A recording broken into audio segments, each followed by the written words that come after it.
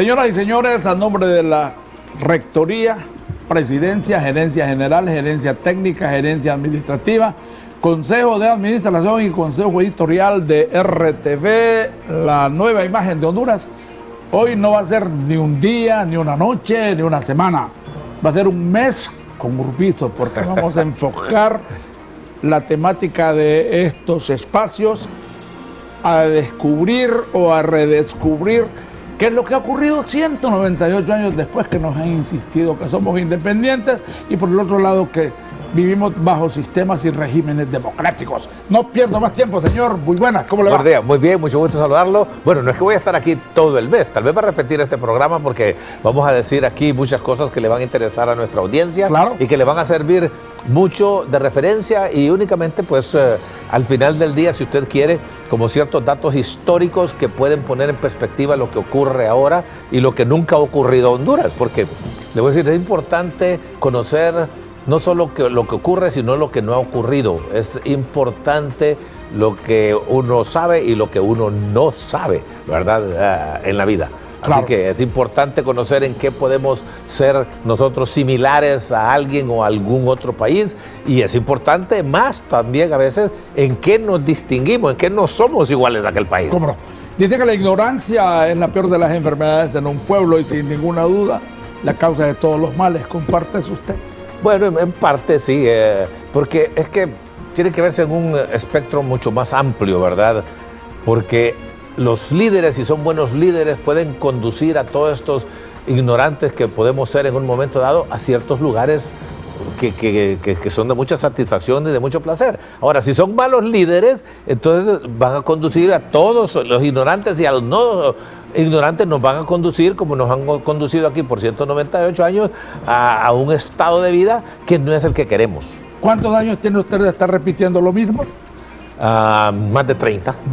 Sí. 30. Sí, pero esto lleva 198 años, así que 30 comparado con 198 años, porque yo repito lo que he estudiado, lo que he aprendido, lo que he conocido de Valle, de Ramón Rosa y de tantos otros pensadores, ¿verdad? Tanto nacionales como extranjeros, y entonces yo lo que hago aquí es plantear y compartir lo que yo he aprendido y que yo creo que es, me ha convencido, pues me ha persuadido que es lo que deberíamos de estar nosotros contemplando para una mejor vida. Miren, porque al final del día se trata de una mejor vida. Vamos entrando en materia. Mire la barra que nos ha colocado. Bueno, usted como un periodista, ¿verdad? Es así un poco sensacionalista y le pone 198 años de mentiras. Yo le diría 198 años de engaños, 198 años de desorientación. Te regalo lo que quiera, pero es verdad, don Carlos. Es verdad que es mentira. No, y además usted dice que tiene 20 fracción de años de estar repitiendo más de 30, ese tipo de señalamientos, o ese tipo de enfoques y ese tipo de análisis. No crea que no ha pegado. Ahí no va a una conferencia ahora usted a la universidad. Pues. Sí, bueno, muchísimo. Todo el tiempo voy aquí a programas como estos, como el otro, voy a dar conferencias a todo tipo de instituciones, ¿verdad? Gremiales, sociales, económicas, políticas, todo. Y es, como dijo Goldwater de la administración de Kennedy, como una mecedora, que uno se siente que se mueve, pero no pasa del mismo lugar. Bueno, alguien dijo por ahí que una mentira, entre más veces se repite, es lo que más se parece a la verdad. ¿Y cuál es la verdad? Bueno, no es lo que más se parece a la verdad, es que la gente puede llegar a creer que es cierto, ¿verdad? No sé, aquí podemos entrar en una gran discusión de las significados de las palabras. Pues sí, pero lo han engañado. Lo usan, pero no es porque sea, pues que la verdad existe allá, en algún lado, aunque no la conozcamos, pero la verdad es la verdad, ¿verdad? Y que yo crea algo que es verdad no lo hace verdad. Solo es que me deja de oponerme a esa mentira porque ya la absorbí. ¿Me explico? Correcto. Es medio complicado todo discusión. Pero, también ahí estamos en filosófica. Bueno, la única forma de independizar a Honduras es educándonos en todo caso. No es cierto. Y la educación todavía no ha llegado a su momento. Porque ahí tiene Cuba, que tiene 98, 99% de escolaridad, con licenciaturas, con esto, con el otro, todo tipo de educación la tienen. ¿Y qué pasa? Que no progresan. Porque no tienen libertad. Porque no tienen libertad, igualdad de oportunidad. Entonces, no es suficiente. Es necesario, pero no es suficiente, ¿verdad? Ok, perfecto. En otra línea, hablábamos con usted antes de ponernos de acuerdo con este tema, con estos temas. Es verdad, esto sí es verdad y quiero que me apoye porque de aquí en adelante hasta llegar al último día del mes de septiembre voy a tratar de traerlo aquí unas 3, 4, 5 veces más, enfocándonos pues a hacerle ver a la población, a los hondureños realmente cuáles son los orígenes de los 198 años, qué fue lo que ocurrió en 1821, qué es lo que ocurrió desde 1821 al 2019, 2020. Una tragedia ocurrió. Y de ahí en adelante. Una tragedia prolongada y sostenida. Ajá. Y su pasión, entre todas otras de las pasiones que tiene, porque conozco muchas, es el sabio José Cecilio del Valle, quien fue el autor intelectual, se entiende, que redactó el Acta de Independencia. Bueno, mire, ahí arranquemos con eso, ¿verdad? Porque aquí hay una equivocación. Ajá. Esa no fue la declaración de independencia que Valle hubiera querido, voy a atribuir eso, ¿verdad? De decirle un nombre, querido escribir, si le hubieran dicho, redacte, escriba, mejor no voy a decir redacte porque en un momentito voy a explicar los términos, escriba una declaración de independencia, hubiera sido distinta, pero ¿qué es lo que sucedió? Valle era secretario de esa reunión que se llevó a cabo en 1821. ¿Y qué hace un secretario? Repetir lo que ahí ocurrió. Escribir lo que le manda la asamblea. Lo que ahí se discutió, él lo escribió, así que cuando dicen redactó es que él escribió, transcribió, yo no sé qué palabra quiera utilizar, pero no fue el pensamiento de Valle. Autor. No es el autor, así. Correcto. Exactamente, esa es la mejor palabra todavía. No es el autor, él es únicamente el secretario que dijo esto es lo que han aquí acordado, ¿verdad? Y arrancamos. ¿Cómo va a creer usted que Valle va a ser autor del primer artículo de la Declaración de Independencia, que es algo que le deja a usted los pelos crispados y que yo aprendí hace un poquito más de 20 años y que resiento que no me lo enseñaron en la escuela? Oiga lo que dice, que siendo, artículo 1, que siendo la voluntad del pueblo de Guatemala, El Salvador, Honduras, cada quien en su momento, ¿verdad?, su independencia de España, pues es conveniente que el capitán general la proclame, ¿verdad? Claro. Porque las consecuencias, óigame esto, las consecuencias serían fatales si el pueblo mismo lo hace de hecho. Óigame usted lo que están diciendo. Están diciendo, olvidémonos de un rey lejano, pongamos un presidente cercano y hagamos lo que queremos con él. Porque si el pueblo es el que se levanta y declara la independencia, nos jodimos todos. Un movimiento insurreccional. Se acabó. Nada que ver con esos insurrectos que hay por entonces, acá. la élite de Guatemala y de Honduras y todo lo demás hubiera desaparecido ante aquella sublevación del pueblo mismo. Imagínese usted qué barbaridad. Deberíamos de conocer más eso y estudiarlo, por Dios, porque seguimos todavía en esa misma situación. Esa partecita que dice el sabio Valle, sí fue un acto de un sabio en todo caso. El establecer que no estábamos realmente preparados. No, esa es otra cosa.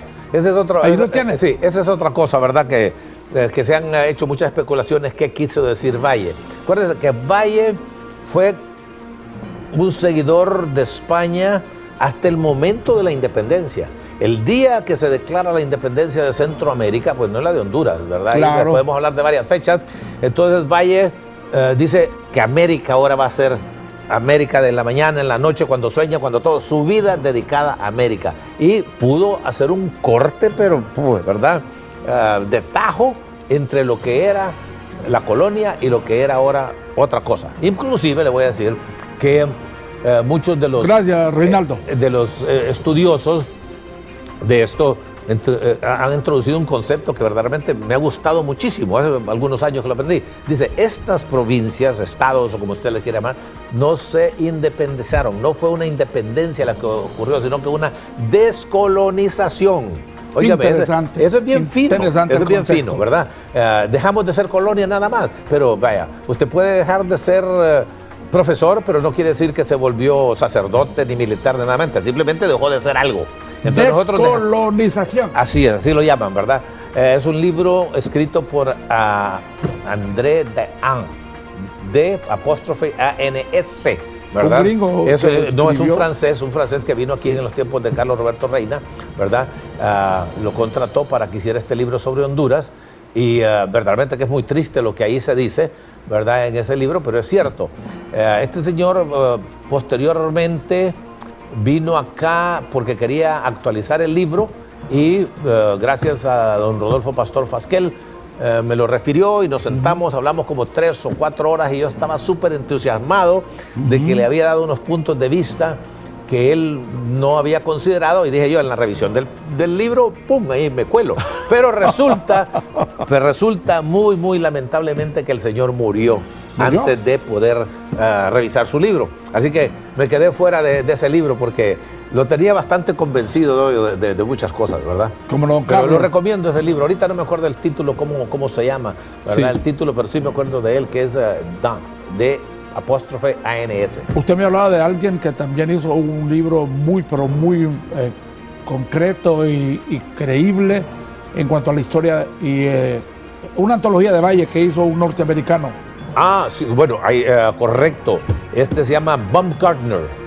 James Baumgartner escribió, fue su tesis doctoral hace 30 o 40 años sobre José Cecilio del Valle, que es un libro exquisito, muy, muy bien investigado, y lo recomiendo altamente. No sé dónde lo van a encontrar. Lo tradujo a Octavio Sánchez Barrientos al español, ese libro.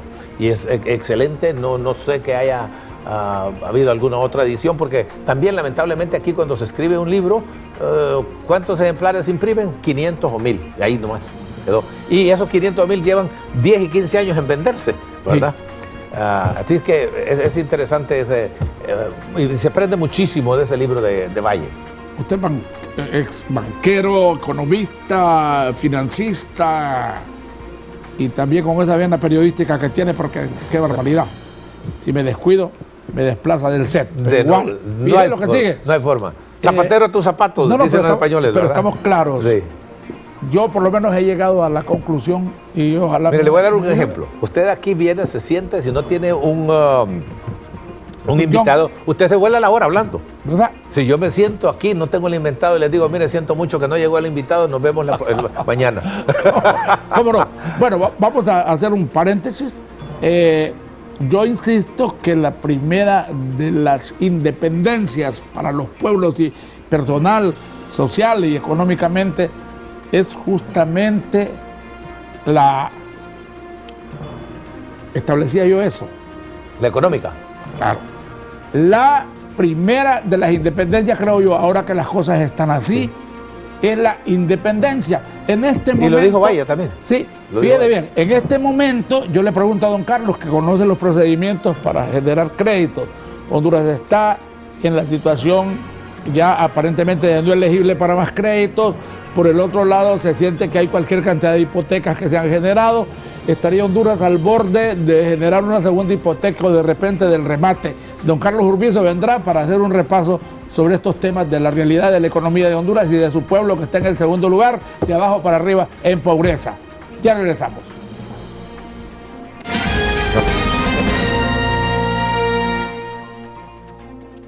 Alerta, alerta.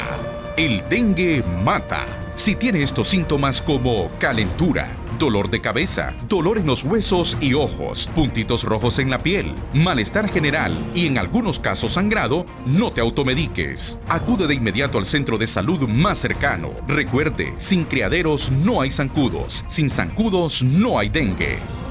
Porque el dengue mata.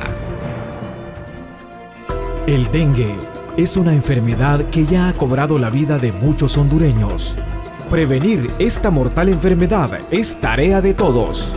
Evitemos la reproducción del mosquito transmisor Aedes aegypti. Debemos eliminar sus posibles criaderos, limpiar y tapar muy bien los depósitos donde guardes agua. Mantén bien limpias todas las áreas de tu casa y alrededores. Los recipientes que no son utilizados se pueden colocar boca abajo. El dengue es una enfermedad que se puede evitar, siempre y cuando sigamos todas las medidas de prevención. Este es un mensaje de la Universidad Cristiana Evangélica Nuevo Milenio UCEM y la Confraternidad Evangélica de Honduras. Todo en la vida es cuestión de actitud. Estudia con actitud en UCEM la carrera que más te guste, porque tu futuro depende de vos. Nuestros campus UCEM a nivel nacional te esperan para que construyas tu futuro éxito. Decidite, esforzate y triunfa, porque educarse es cuestión de actitud en USEM. Escribinos a info@usem.net y comenzá a construir tu futuro éxito. USEM, matrícula abierta.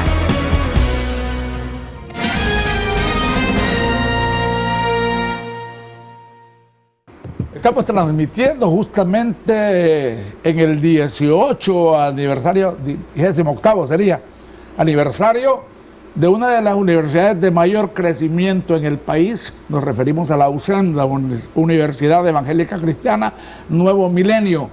La señora directora, rectora y demás de este canal de televisión hizo algunos apuntes el día de la celebración acá y dice que el secreto de ella para el crecimiento de su universidad, en la que hay 29 en el territorio nacional, es que ella sintió que había cualquier cantidad de espacio libre para ir a buscar hacer educación.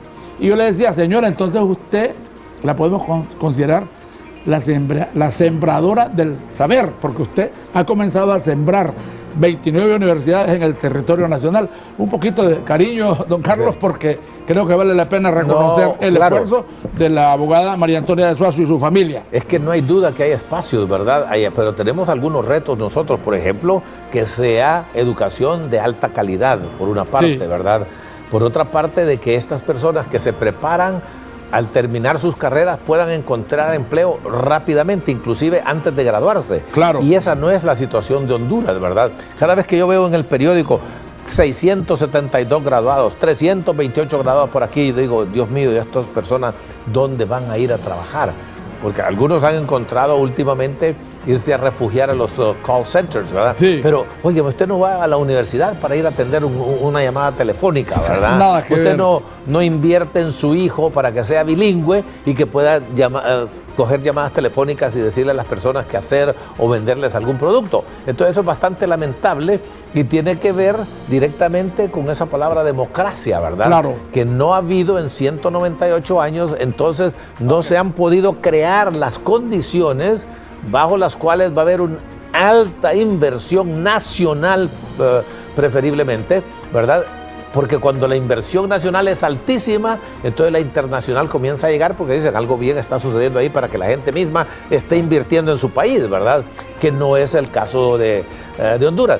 Entonces, claro que hay, ¿verdad? Y con una orientación cristiana mucho más, ¿verdad? Que tiene que ver con espiritualidad, tiene que ver valores. Y yo supongo, porque no he sido alumno de la USEM ¿verdad? De que ahí en alguna forma están también promoviendo los valores cristianos. Claro, y otra cosa que tiene mucho talento.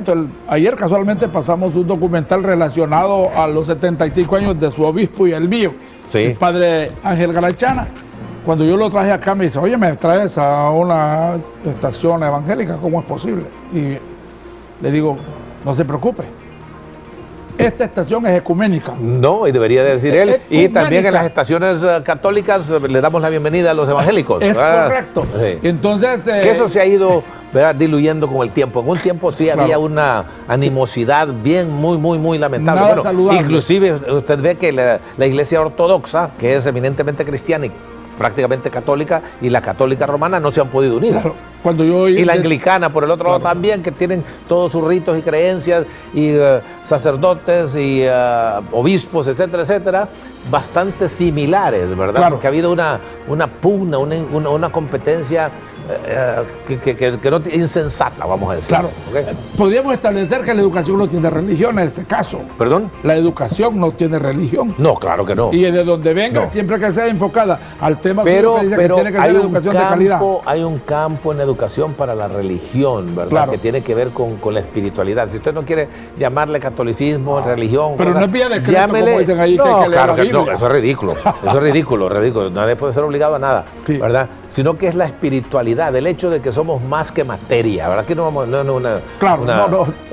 un programa sobre eso, ¿verdad? Ni Claro. soy yo el mejor calificado, pero yo sí creo que somos más que materia, somos más que los animales, somos más que... No hay nada mayor que el ser humano en la relación con su creador. Usted está consciente de todos los programas que hemos hecho y de todos los temas que hemos hablado. No. Una de las condiciones que yo en alguna medida le propuse a la señora rectora de la USEM, y ella como también presidenta de esta compañía televisora, era que yo no podía confesarme como cristiano porque no era cierto, yo soy católico de vientre. Bueno, Me dijo, disculpe, don Olman, la USEM es ecuménica y es pluralista, sí, política y religiosamente. No, pero además que es cristiano. Los católicos somos cristianos. Sí, igual, como le digo. Entonces me dice, yo no sé, me dice, pero el 70% de los que estudian en nuestra universidad son católicos. Bueno, estamos bien.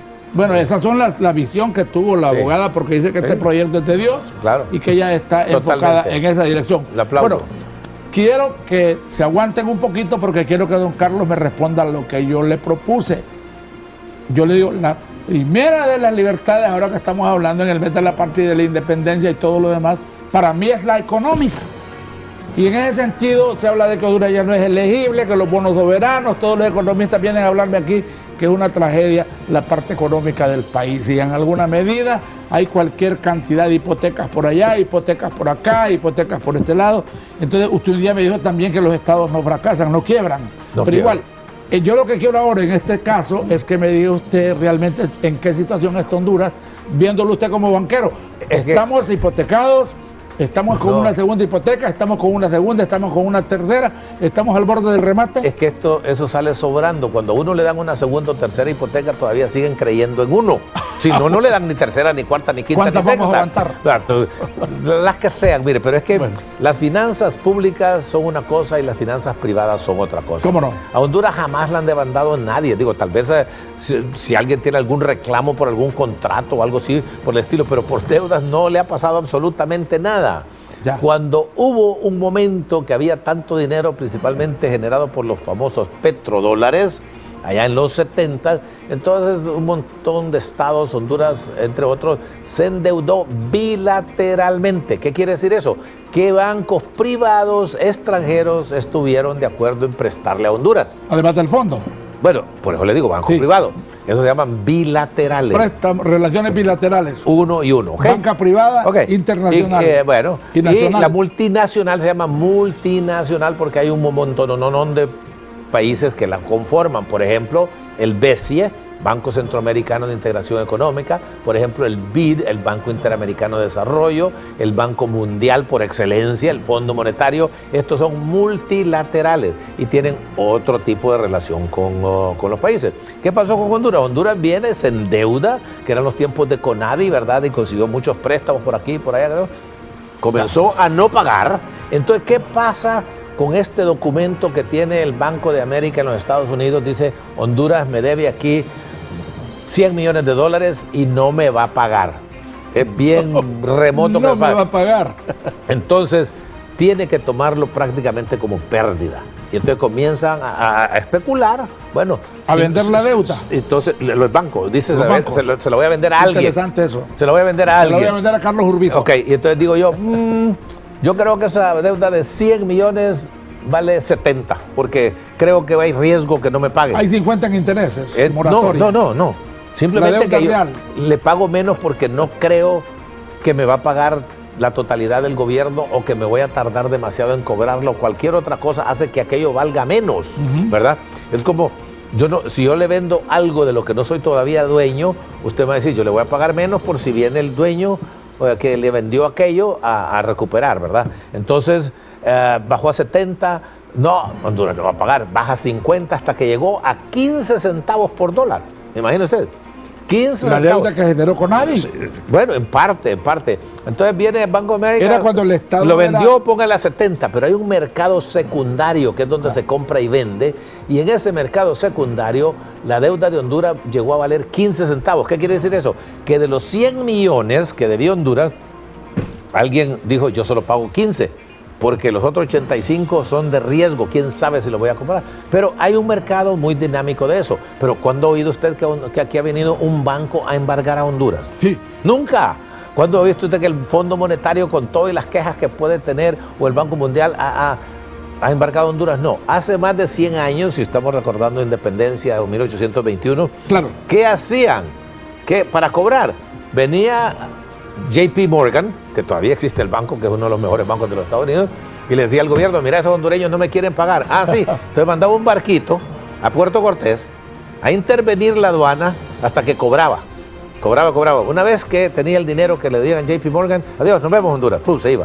Y eso sucedió muchas veces. Por eso mi doctor y general Carías les dijo una vez, paguen esos 20 millones de dólares que le deben a Inglaterra y por favor, mientras yo sea gobernante, no voy a permitir que ningún ministro venga aquí a presentarme proyectos vía préstamo. No. Mi general Carías lo hizo. Bueno, mira, ahí está medio distorsionada la cuestión. La deuda de Honduras con Inglaterra y los demás, creo que fue en 1953 que finalmente... Era por lo del ferrocarril. 53 llegaron a hacer un arreglo por aquí o por allá, pero no tengo monto? fresco toda esa historia para repetirla aquí, no quiero decir cosas que no son.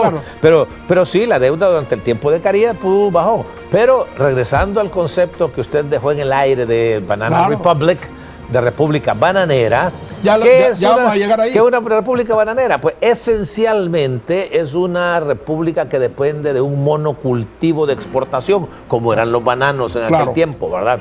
Después llegó a tener otros matices y en una república bananera era donde había un desorden, donde compañías multinacionales como las bananeras podían comprar al gobierno, porque hablando del señor Carías, 100 ¿verdad? años de concesiones pero a cambio de hacer otras cosas. Claro. Pero hablando de Carías, ¿qué hacía? Carías no iba a buscar préstamos allá, sino que le decía a la Teller Railroad Company, mira, necesito un par de millones de lempiras, préstamelos.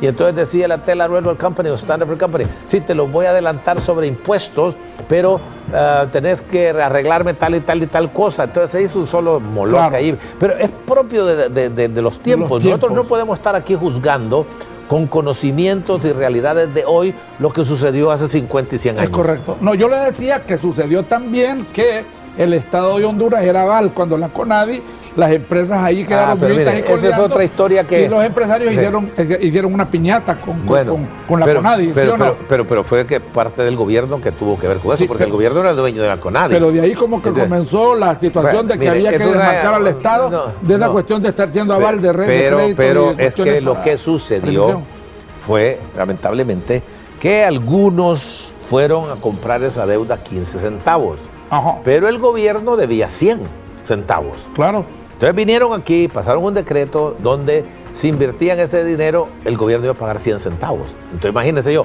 pago 15 centavos allá y me dan 100 aquí. ¿Y cuál fue el fin de las empresas de CONADI? Pues ahí están por todos lados, ¿verdad? Por todos lados. Muchas existen todavía. Dicen que los mismos que en algún momento fueron sujetos de crédito para generar inversión supuestamente y desarrollo, porque la Corporación Nacional de Inversiones, esos mismos compraron esos bonos a 15 y no sé qué cosas más. Bueno, es posible, pero mire, esa es otra historia y aquí no la vamos a tratar. Eso también habría que... Carlos. Sí, pero yo no quiero estar repitiendo de lo que yo me acuerdo, porque de repente me acuerdo en una forma desincronizada, porque todo eso lo leí, lo estudié en su momento, pero muchas veces yo leo muchas cosas solo para mí, no para ir a dar ninguna cátedra, ¿verdad? Ahora, lo que tiene que ver con democracia, independencia, eso sí lo he estudiado para repetirlo. Me diga, y apenas hemos arrancado de 1821 estableciendo que Valle fue el secretario y únicamente se limitó a repetir lo que ahí había ocurrido. Bueno, ¿verdad? Sin el ánimo de hacer esto, porque yo no le rindo méritos y virtudes a nadie, al menos que me los demuestre. Yo le voy a decir, cada vez que usted viene aquí conmigo, yo aprendo más. Es como una cátedra la que usted da conmigo. Y a propósito, vamos a dar una brevísima pausa. Ya a Reinaldo, que le encanta cómo don Carlos participa. Por eso le digo, vamos a ir a la pausa, señoras y señores. Ya nuestro dinámico productor general, don Reinaldo Chinchilla, tiene listo un documental de la República Banana. A ver qué opina don Carlos de todos los conceptos que maneja ese documental, en donde se expresa claramente que estamos donde don Carlos siempre lo ha repetido. Muy difícil la situación del país. Ya volvemos. ¿Sí? Uno de los países más ignorados en el mundo es Honduras. En los últimos años pareció emerger y saltar a las primeras planas por dos razones: el golpe de estado del presidente Zelaya y la crisis de migrantes. Otra razón por la cual se lo nombra es la actividad criminal y también por tener la ciudad más violenta del mundo. Honduras es un país donde la gran mayoría de su población vive por debajo de la línea de la pobreza y que, pese a llevar adelante políticas de libre comercio y de libre mercado, no puede desarrollarse y en muchos aspectos inclusive empeoró en los últimos años. La pregunta es, ¿qué llevó a Honduras a ser un país pobre y violento? Y más importante que eso, ¿por qué se ignora a Honduras? No voy a dar respuestas simples o ideologizadas, primeramente veamos un panorama general. Honduras es una república presidencialista unitaria, geográficamente se encuentra en Centroamérica, es uno de los pocos países americanos que es bioceánico, su territorio está dividido en 18 departamentos, su capital es Tegucigalpa, pero su centro industrial es la ciudad de San Pedro Sula. El área más poblada del país es el oeste y el sur, mientras que el este está cubierto de selva, entonces es mucho menos poblado. Cuenta con una gran biodiversidad y bastantes áreas protegidas y parques nacionales. Tiene un gran potencial turístico, sea por las islas del Caribe, tales como Roatán, por las ruinas de Copán, las fortalezas españolas, algunas de las más antiguas de América. También están los atractivos naturales tales como las cuevas de Talgua. Pese a tener estas y muchas atracciones más, está en el último lugar en el número de turistas recibidos en la región centroamericana. Su economía tiene un perfil primario, dependiendo del sector agropecuario, la industria ligera y las remesas provenientes de los migrantes hondureños que se encuentran en Estados Unidos principalmente. No tiene una población muy grande, ya que apenas supera los 9 millones de personas. Entonces, si analizamos los datos superficialmente, Honduras debería ser un país relativamente sencillo de desarrollar. Tiene una buena posición geográfica como para proyectar su comercio a Europa, Asia y también a Norte y Suramérica. Tiene una población homogénea donde el 90% son mestizos, es decir, no hay conflictos étnicos o religiosos que hagan difícil el funcionamiento del país. Obviamente hay minorías tales como los garifunas o los misquitos y otras más pequeñas, pero la verdad que no más que eso. No tiene un conflicto importante con ningún país vecino tampoco. Tiene acuerdos de libre comercio con la Unión Europea, Estados Unidos, los países de Centroamérica, Perú, Chile, Corea, Taiwán y otros países más. La presión fiscal no es particularmente alta en comparación a otros países de la región y del mundo que se encuentran en mucho mejor situación. Pero pese a todo esto, Honduras es un país muy pobre. Entonces, ¿por qué sucede esto? La respuesta no es sencilla, pero parece haber algunos problemas graves que explicarían dicho subdesarrollo crónico. Por un lado está la cultura hondureña, que es esencialmente conservadora. A diferencia de otros países de la región, en Honduras no hubo grandes movimientos revolucionarios, ni tampoco importantes movimientos culturales, ni tampoco movimientos artísticos notables. La cultura hondureña está muy centrada en la familia y no mucho más. Esto explica la apatía general que tuvo su población con respecto a todo a lo largo de su historia. Otro factor es cómo Honduras se ve a sí misma. Durante siglos fue parte de la Capitanía General de Guatemala. Luego formó parte muy brevemente del Imperio Mexicano y después también muy brevemente de las distintas uniones centroamericanas. Al ser independiente, naufragó algunas décadas hasta encontrar una potencia de la cual depender, en este caso Estados Unidos. En cierto sentido, Honduras parece no querer asumir que es un país independiente y que tiene que solucionar sus problemas por sí sola. Históricamente, Honduras, como parte de una nación centroamericana unida, tenía muchas más chances de desarrollo y de tener peso internacional. Hay que recordar que el principal héroe de Centroamérica era el hondureño Francisco Morazán. Bueno, y es acá cuando hay otro gran factor de subdesarrollo que entra en juego. Las familias más poderosas de los distintos países centroamericanos prefirieron gobernar de manera segura su patria chica a arriesgarse a competir en una patria grande. Así que conspiraron para destruir a una Centroamérica unida. Fueron exitosos en su cometido y de hecho la mejor caracterización del sistema de gobierno en Honduras hasta el día de hoy es la de una oligarquía. Siempre el poder en Honduras lo tuvo un pequeño grupo de familias. El pueblo hondureño por sí solo no pudo jamás superar esta etapa. Si bien los apellidos de estas familias fueron cambiando con el tiempo, la estructura social sigue siendo la misma. La oligarquía hondureña actual está formada por familias provenientes del antiguo Imperio Otomano, que emigraron a Honduras a principios del siglo XX y un poquito más adelante también. Apellidos tales como los Facusé, Laraj, Atala, los Nasser, los Cafie, Rosenthal y Goldstein, al que habría que sumarle a un pakistaní, que es el hombre más rico actualmente del país, Mohammad Yusuf Andani Bai. Se nacionalizó hondureño, no hay que decirlo. El crecimiento económico de estas y algunos otros pocos clanes es directamente proporcional al crecimiento de la pobreza de los hondureños. Esta oligarquía concentra las peores características de las oligarquías latinoamericanas. Busca la ganancia rápida y fácil, no invierte casi nada en su país, evade impuestos, su riqueza depende de industrias que no generan mucho trabajo, controla los medios de comunicación, la justicia y la política, y como frutilla del postre también están involucradas en violencia estatal y paramilitar contra quienes se le oponen. Esta oligarquía gobernante es totalmente indiferente al destino de los hondureños. No le interesa el bienestar de este pueblo. Esto explica en gran parte el porqué de la ineficacia de la represión a las bandas criminales que operan impunemente en el país. No hay víctimas ricas del crimen en Honduras. Son todos pobres o a lo sumo de clase media.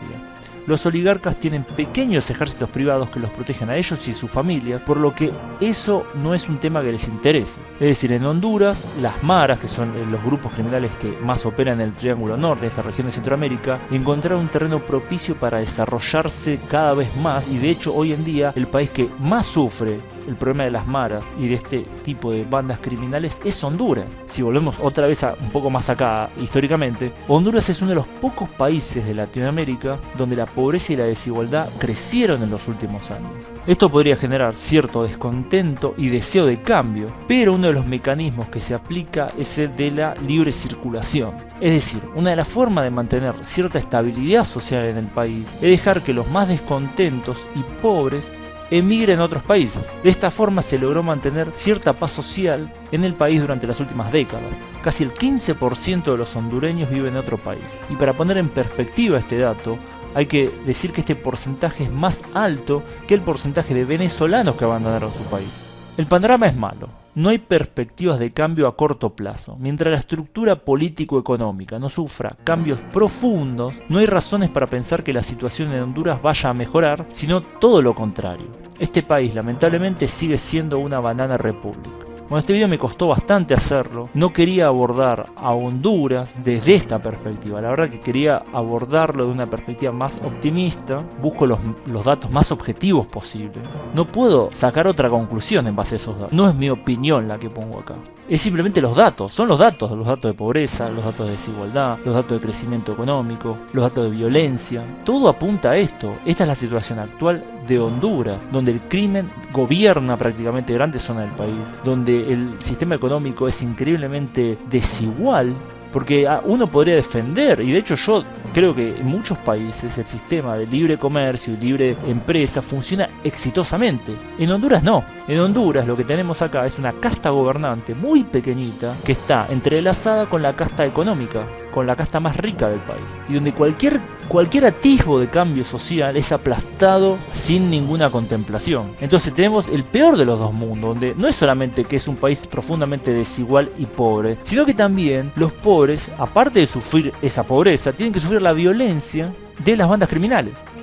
Entonces no es que la oligarquía hondureña, el grupo gobernante que tiene el poder en Honduras, garantiza a los pobres por lo menos cierta paz en su pobreza. No, existe la marginación económica, la explotación económica o la violencia.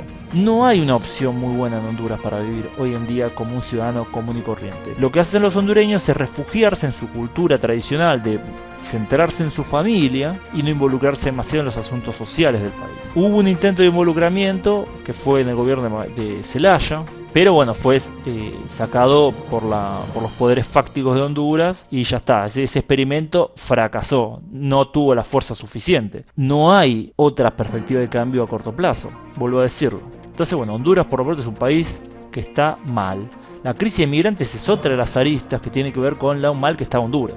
Es otra de lo que está pasando ahí. Tenemos el tema del crimen, la emigración, económicamente es un desastre, políticamente es un desastre. Así que bueno, no hay mucho más que decir sobre este país hoy en día. Ojalá que la situación cambie. Tuvo su momento de gloria, creo, Honduras en la época de las Provincias Unidas de Centroamérica, donde creo que la gran oportunidad histórica de Honduras y de los demás países de la región se perdió, porque era muchísimo más lógico tener un país unido ahí donde se podría haber sumado potencial de los distintos países, y yo creo que en esa unión las distintas oligarquías de la zona se hubieran ido neutralizando entre sí y probablemente hubiéramos visto un ascenso de los grupos más dinámicos, los mejores grupos, es decir, como Estados Unidos, que hubo un enfrentamiento entre la oligarquía del norte y la oligarquía del sur, donde finalmente la oligarquía del norte más desarrollada se impuso. Bueno, y se logró industrializar Estados Unidos. Yo creo que un proceso similar, obviamente salvando las distancias, se podría haber llevado a cabo en Centroamérica.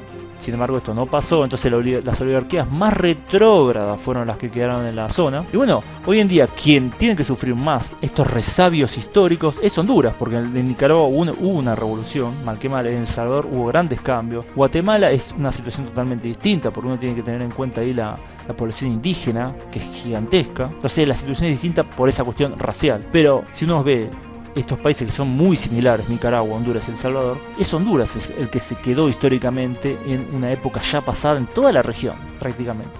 Toda la región superó esta época excepto Honduras. Así que bueno, espero que les haya parecido interesante el video. Es un poco distinto a lo que vengo haciendo en los últimos videos, pero tenía muchas ganas de hacerlo. Quería verlos desde otra perspectiva, tal vez un poco más positiva, pero la verdad que los datos no me dejaron tener una visión más positiva de la situación. Así que bueno, y gracias a todos por su tiempo. Suscríbanse al canal. Estoy haciendo videos que creo que estoy mejorando un poco el nivel de los videos. Estoy intentando sacar temas que sean poco conocidos en Latinoamérica, pero de vez en cuando quiero volver también a la región, a Latinoamérica, para hablar de lo que está pasando acá. Comenten qué les pareció el video, si les pareció que estoy totalmente equivocado. Puede ser que esté totalmente equivocado. Estoy abierto a cambiar mi manera de pensar si me traen datos que apunten a otra cosa o si están de acuerdo. Y bueno, también comenten alguna sugerencia. Yo siempre leo los comentarios, no los respondo todos porque a veces me parece injusto responder a uno y no responder a otro, pero los leo. Así que bueno, compartan, ya lo dije. Bueno, gracias a todos y nos estamos viendo pronto en el próximo video. Saludos. Bueno, en la crónica deportiva, don Tulio Leiva Mejía con don Efraín Zúñiga Chacón, en lo que estaban narrando un partido, tenían una sección que se llama "Y ahora el micro comentario de Tulio Leiva Mejía", decía, y entonces venía Tulio, que estaba medio dormidito, y le decía: "Tú lo has dicho todo, Chacón". voy a ir a una breve pausa. Venimos con el último segmento en donde vamos a darle un poquito de seguimiento. Después de la descolonización, que ya don Carlos estableció que no era el acta de independencia, lo que ocurrió fue la descolonización, que significa dejar de ser una cosa, pero no quiere decir, eso es, mire, ¿sabe? Le voy a dar un ejemplo clarito, contemporáneo. Sí, señor. Cuando salimos de las dictaduras militares, no pasamos a la democracia automáticamente, no. Pasamos a otra cosa. A otra cosa. A saber qué nombre tendrá, pero no es democracia definitivamente. ¿Cómo no, señor? Entonces, eso es lo que pasó. La independencia, dice alguien, no es lo que ocurrió. Lo que ocurrió es descolonizar, que quiere decir dejar de ser colonia española. Bueno, yo me adelanté a decirle, tú lo has dicho todo, a este amigo, que vamos a tratar de ubicarlo para que un día de esto venga por acá con nosotros.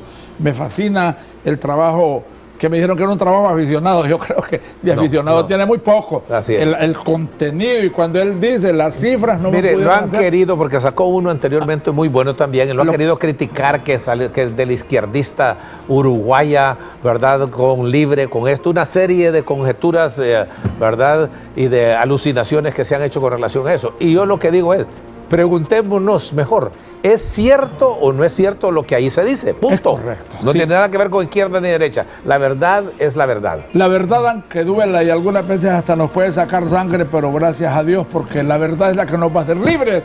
Ya, no libres de aquello. No, tiene que tener cuidado. Si dice muchas verdades aquí puede terminar en el calabozo. No, y además la verdad es la que nos hará libres. Ahí voy a hacerle una coletilla a los muchachos de allá de Master Control, porque ellos son muy simpatizantes de esa línea política, pero del libre que estoy hablando es de la libertad que el mismo Señor nos dio, el albedrío de ser nosotros lo que queremos ser sin pedirle permiso a nadie. Ya volvemos, señores, no nos cambien.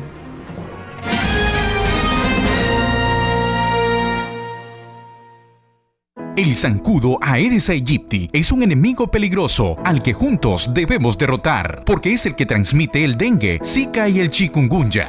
Cepille las paredes de la pila y barriles donde almacena agua una vez por semana, utilizando la untadita. Mezcle detergente y cloro y déjelo actuar durante 10 minutos. Limpie los solares baldíos, elimine las llantas, botes y todo lo que pueda acumular agua. Pailas, baldes, barriles que acumulen agua, ponerle sus tapaderas o tápelos con plástico transparente y amárrelo con una cuerda. Limpiar el agua de los floreros. Siga estos consejos y póngalos en práctica. Recuerde, sin criaderos no hay zancudos.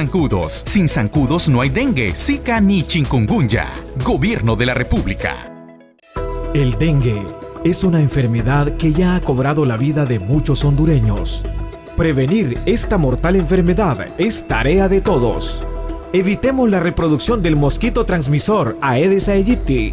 Debemos eliminar sus posibles criaderos, limpiar y tapar muy bien los depósitos donde guardes agua.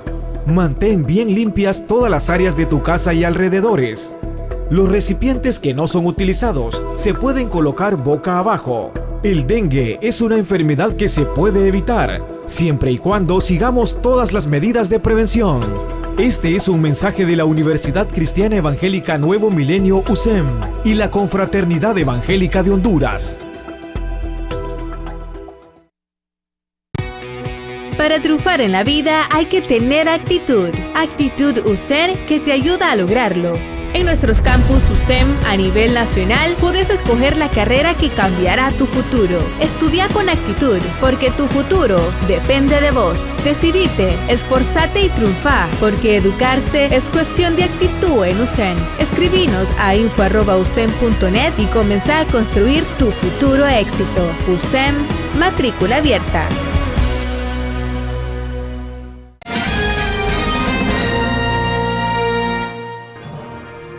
Señoras y señores, estamos en el precalentamiento, así como cuando un buen equipo va a jugar hace unos 30 minutos, una media hora de precalentamiento y después entra a la cancha. Bien, Carlos, usted me trajo para que habláramos de la independencia. No, le digo, estamos en un precalentamiento. Okay. Además, en el trayecto logramos pasar ese interesantísimo documental. Muy interesante, muy en interesante, el que el que diga lo contrario está equivocado.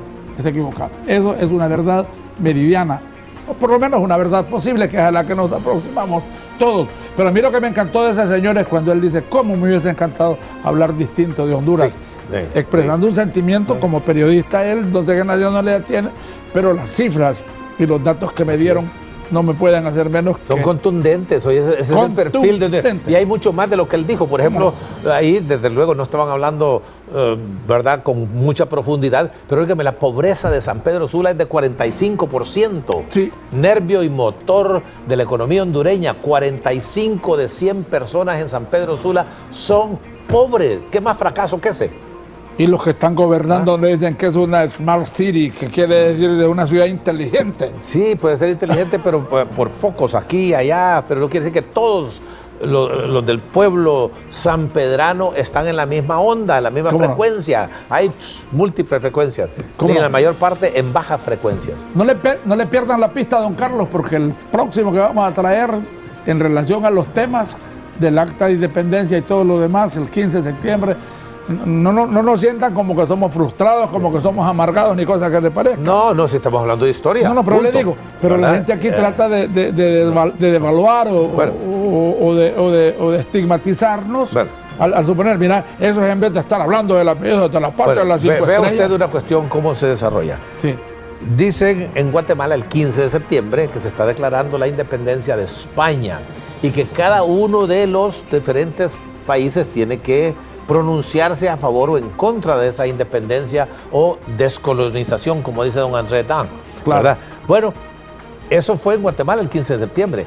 Cuando llega a Honduras, llegan los famosos pliegos a Honduras, Honduras tiene que pronunciarse. Entonces la independencia de Honduras se debe celebrar el 28 de septiembre, porque antes de eso no existía.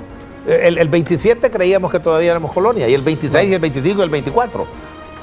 Porque los eventos en Guatemala ocurrieron rápidamente, acuérdese usted, porque, bueno, ni sangre hubo, no hubo ninguna rebelión en contra de nadie, simplemente declararon la independencia, y España, como estaba ya bien enredada con todas las consecuencias de las guerras napoleónicas y sus propios problemas internos con el rey Fernando VII, creo que era, entonces no podía venir a defender cómo trató de defender su colonia en Venezuela, Colombia y todos los lados, ¿verdad? Y sabe una cosa, muchos comentan de manera grosera.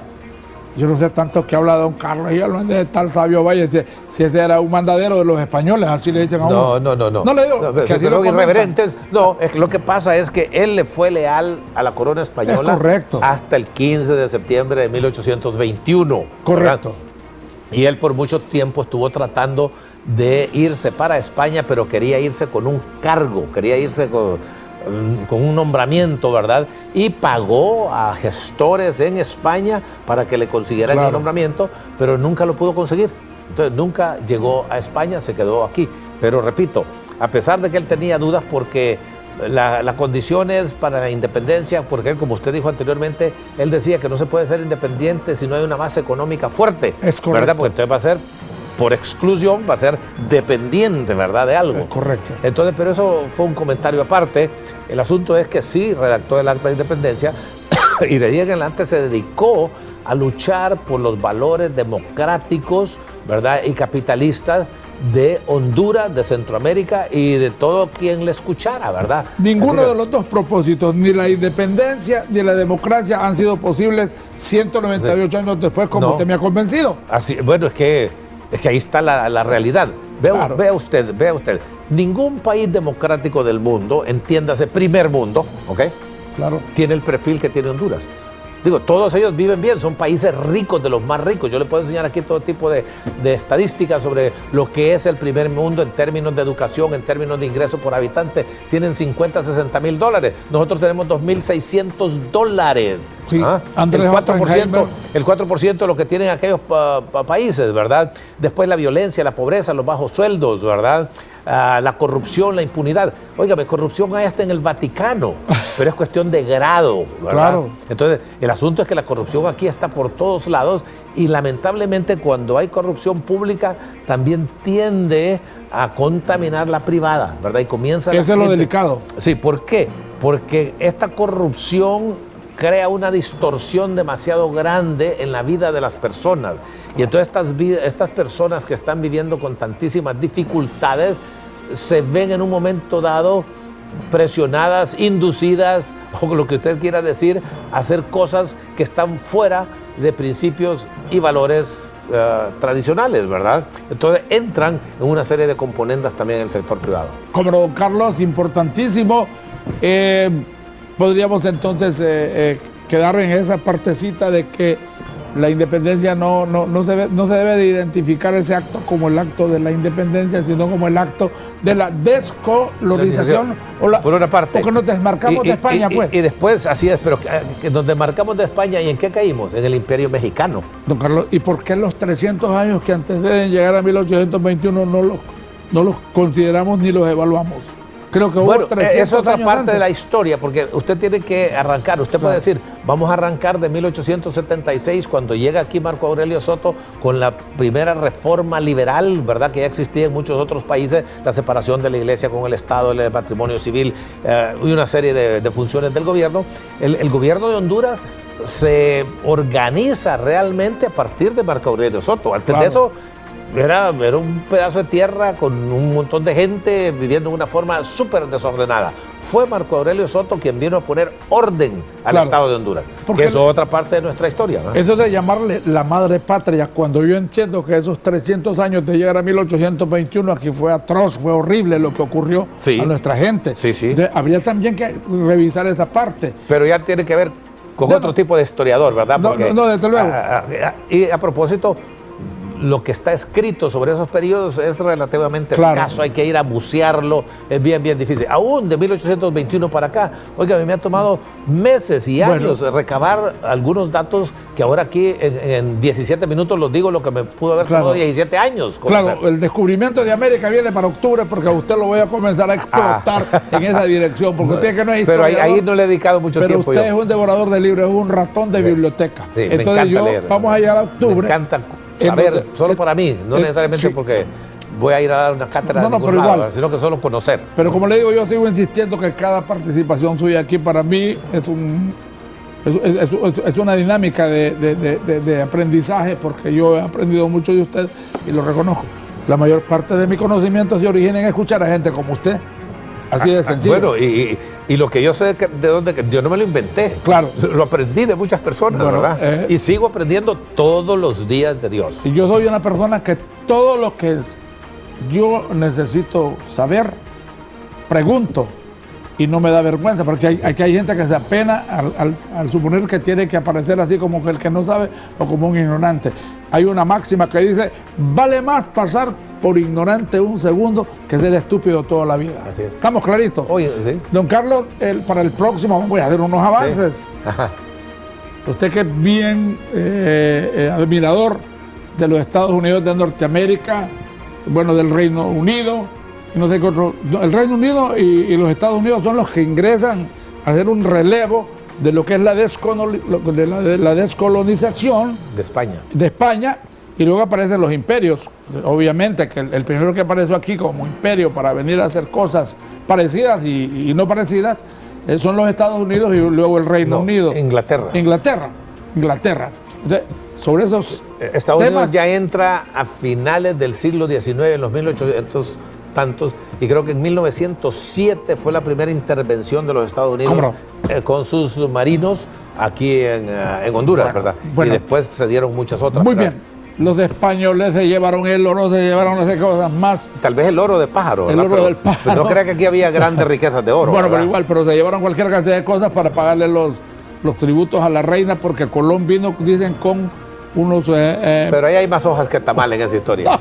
Colón vino le asignó un presupuesto, dicen, la reina Isabel de aquel tiempo, y por ahí vamos a ver qué es lo que podemos conseguir con don Carlos. Ese sería otro programa que esté enfocado al descubrimiento Pero ahí de busqué América. otro historiador de la parte colonial de Honduras, que yo he leído bastante de eso, pero no estoy preparado como para darle una opinión, una relación de lo que ha sucedido en ese tiempo. El doctor Rodolfo Pastor Fasquel me parece que es un hombre, y además... Él es muy letrado. ¿Sabe quién? Es muy... Tal vez Julio Escoto le puede hablar mucho de Morazán también. Él ha escrito varios libros de Morazán. Claro, pero yo quiero lo del 12 de octubre, el descubrimiento de América. Un mexicano escribió algo que Colón no descubrió nada porque América ya existía. Bueno, pero es que no.